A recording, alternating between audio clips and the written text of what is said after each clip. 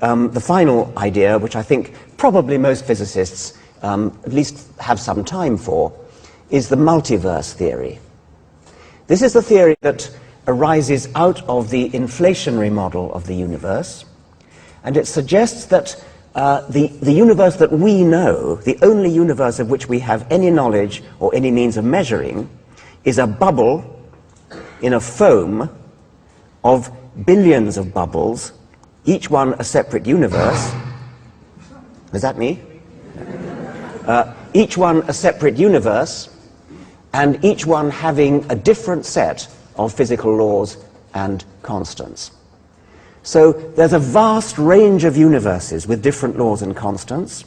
A tiny minority of those universes have their constants tuned in such a way that the universe lasts more than a picosecond, lasts long enough to make galaxies, lasts long enough to make stars, long enough to make chemistry, and to let the evolution of life happen.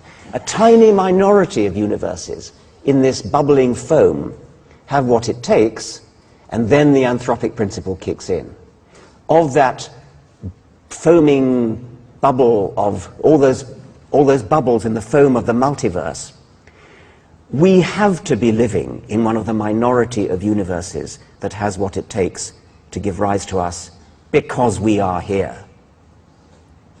Once again, physicists find that a bit of a stretch. They find it not exactly implausible, but they think of it as a bit of a cop-out. I actually think it's rather an elegant explanation, I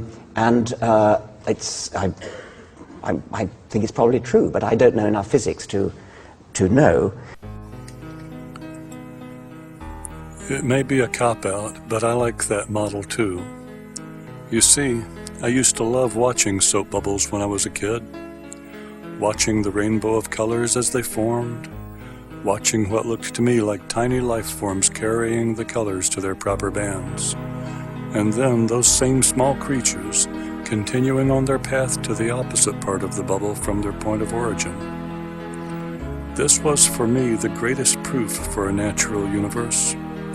That something so seemingly random could happen the same basic way every single time.